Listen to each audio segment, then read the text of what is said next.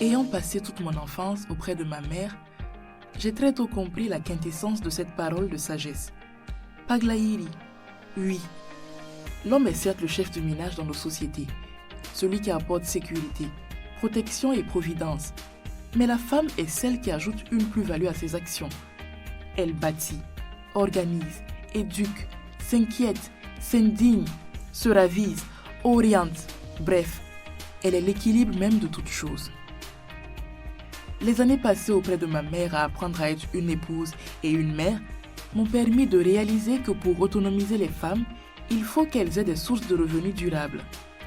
Des sources de revenus qui vont leur permettre de s'assumer, de nourrir, soigner et scolariser leurs enfants. Car, représentant 52% de la population du Burkina, les femmes contribuent pleinement au développement du pays. Malheureusement, cette participation est masquée et entravée par les stéréotypes qui confèrent aux femmes un statut d'infériorité vis-à-vis des hommes. Face à cette volonté de lutte contre la pauvreté, l'exclusion et les inégalités subies par les femmes, Faso Acheke a vu le jour en 2010 avec comme credo l'autonomisation financière et sociale de la femme. À Faso Acheke, nous employons des femmes vulnérables, non alphabétisées et souvent sans aucune compétence dans le domaine de l'agroalimentaire. Nous les formons, nous les équipons afin qu'elles puissent travailler pour pouvoir subvenir aux besoins de leur famille. Nous sommes conscients que la maternité est un don divin et un privilège pour la femme. En aucun cas, être une mère ne doit être un frein à l'épanouissement professionnel de la femme. Ainsi, pour nos mères qui ont de jeunes enfants, nous les acceptons avec les enfants, sachant qu'elles n'ont pas les ressources pour employer des nounous pour la garde de ces derniers. Et pour leur permettre de travailler en toute liberté, nous avons mis à leur disposition une crèche d'entreprise qui, malgré les faibles moyens, s'assure de la sécurité des enfants.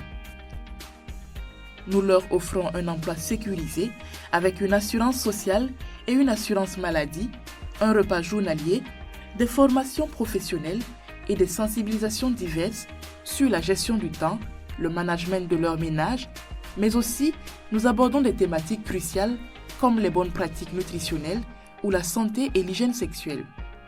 Vous n'allez pas le croire, mais nous impliquons nos époux dans nos activités et nous les convions annuellement à un déjeuner pour célébrer l'amour et l'inclusion.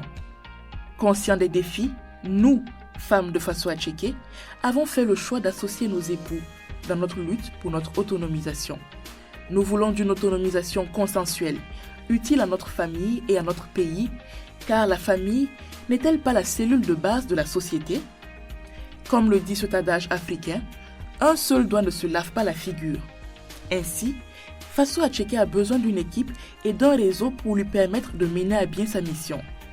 Quelle mission, direz-vous certainement?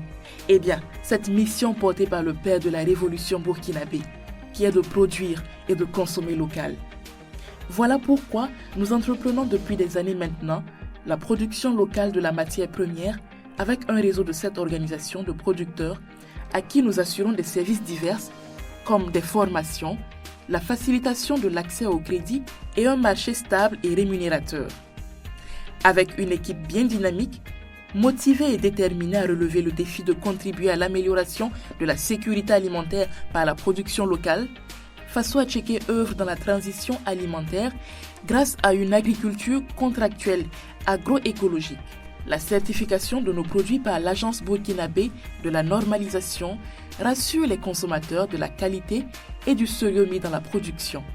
Nos efforts nous ont valu de nombreuses distinctions, dont le prix Pierre Castel en 2019 et en 2022, le Gandaogo d'or 2022 et le prix de l'agroalimentaire de la rencontre des patrons burkinabés REPAB en 2019. Si Faso Acheke en est arrivé là, c'est d'abord grâce à Dieu, de qui lui vient sa force. Grâce aux partenaires qui l'accompagnent dans ses efforts et aussi et surtout grâce à vous.